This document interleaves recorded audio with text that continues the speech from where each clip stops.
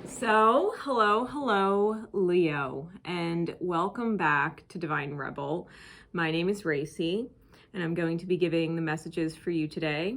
This is for Leo and those with strong or significant Leo placements in their chart for May. Okay, Leo energies for May. For those of you not familiar with me or the channel, please know I have no filter. I do not sugarcoat my messages. I just read how I read. So if that is not your thing, or you have kids around or just don't appreciate those kinds of messages, I'm always very respectful of that. I give you the opportunity to sign off now. Otherwise, we will be getting into these energies for May. I'm using these are combined decks. There's 4 tarot decks that make up these 2 decks. Divine Masculine aspects and Divine Feminine aspects. And then I'm going to be using my Beyond Lemuria Oracle cards as guidance. Okay? So, getting into this. Spirit, please, what is going on with Leo's masculine aspects for May? The masculine aspects is the headspace, it is the mind, the choices, the willpower, the actions, and the behavior, right? What is going on with Leo and Leo energies in the masculine aspect for May? What is going on in the headspace with Leo for May?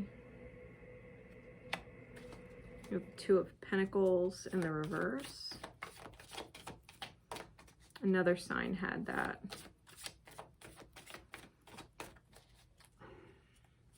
Might have been Gemini. 2 of Pentacles in reverse. What else, Spirit? What is going on with Leo and their energies, their masculine energies for the month of May? The Strength card, the 4 of Coins in the reverse. Anything else? I feel like there's more. What is going on with Leo's headspace?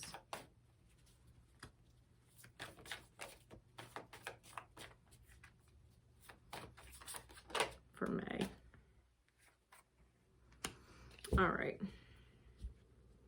So you have the 2 of Coins, the 2 of Pentacles in the reverse. We have the Strength card, the 4 of Coins reversed, and the King of Swords.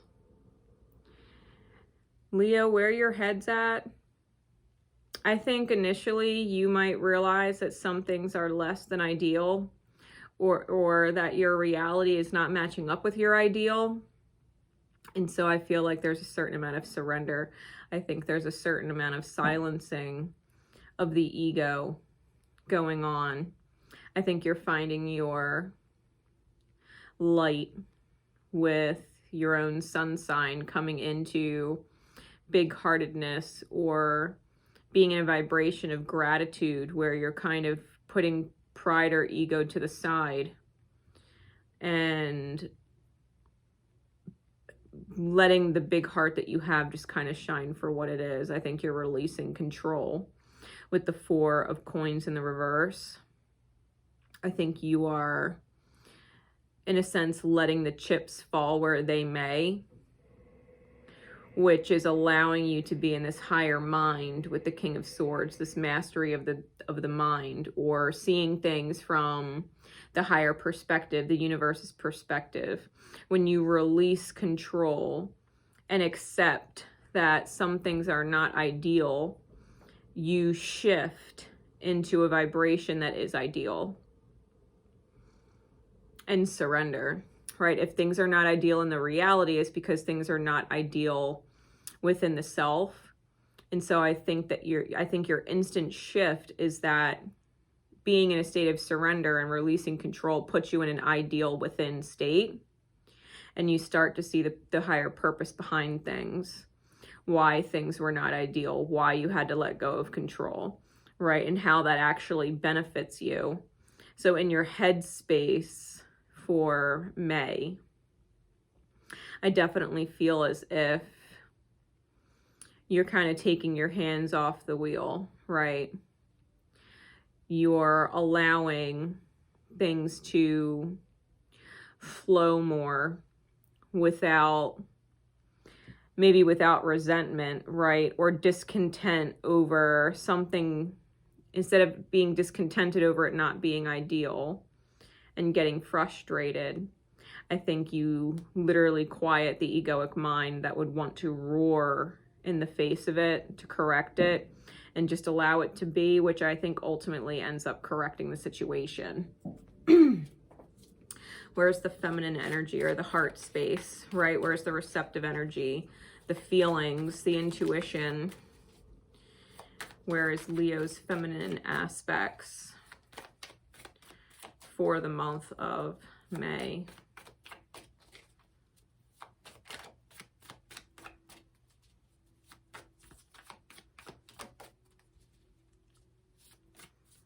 Like, it almost feels like there's a certain amount of giving up, and yet I think you are aware of the fact that you're not really giving up. It's more like giving in to the flow, because it doesn't actually feel like giving up, even though you may perceive it that way. And I think no sooner than you surrender and release control and allow things to flow, that you start to understand why it had to flow. Right? You didn't give up, you gave in, and giving in to spirit ultimately yields a certain clarity, a very high level of clarity. Where's the feelings? Yeah, you're feeling clearly with the Ace of Swords and the Sun card. You're in alignment. Being in the truth and recognizing that things aren't ideal and going to make the correction within, that's what changes everything. That's where your light literally brings the tower and it changes everything. The release of control creates a massive shift.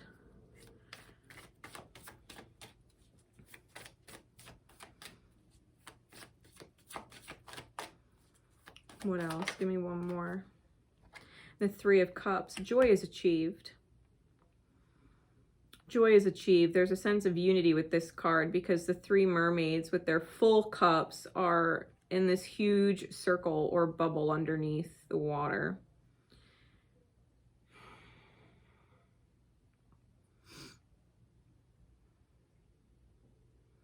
I'm feeling like they're all protected. You may be dealing with children or the lights of your life.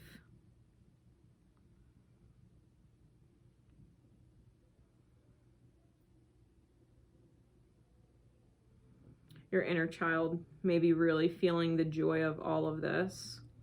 It's like a return to innocence.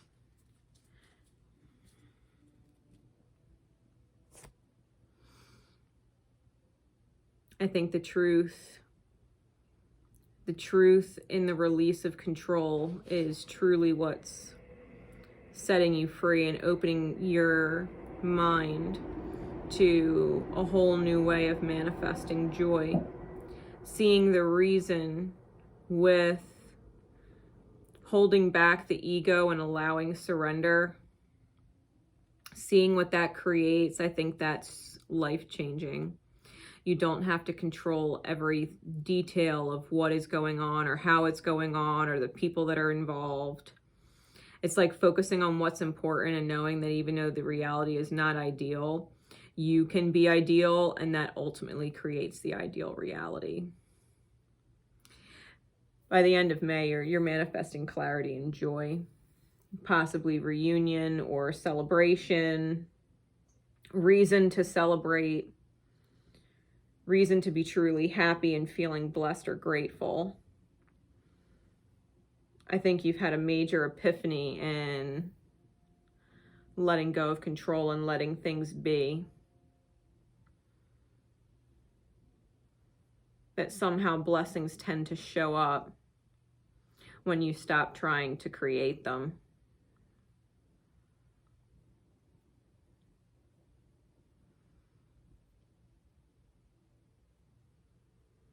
Yeah, I think that energy is actually really clear. Spirit, is there any other message with these?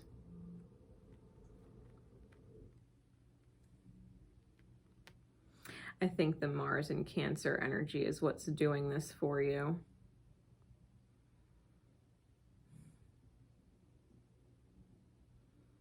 Especially as it starts to move towards Leo, which I feel is going to be huge payout energy. Because the Tower is indicative of Mars's placement.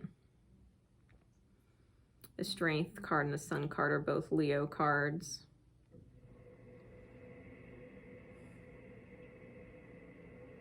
Sometimes things aren't ideal, but it doesn't mean it's not taking you to an ideal place. It just had to get your alignment correct, which is the release of control, right? Letting love be big, letting who you are shine for who you are in your best self. When you're not worried about control and you're just letting your heart be big and you're just being you, and letting your heart be big, it shifts everything. Major clarity on how being authentic and in your heart space, allowing the universe to figure out solutions for you, you know, things that are beyond your control. Allowing the universe to bring the solution forward, trusting that there is simply a solution even if you don't see it. I think that's what's really shifting everything. What's the guidance card for Leo, please, Spirit? Leo and Leo energies.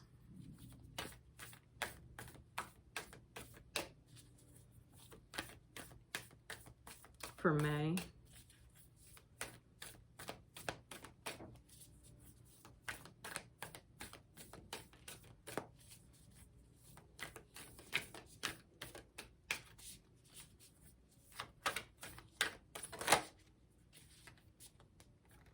New blueprints. Card number 38. Breaks down to an 11.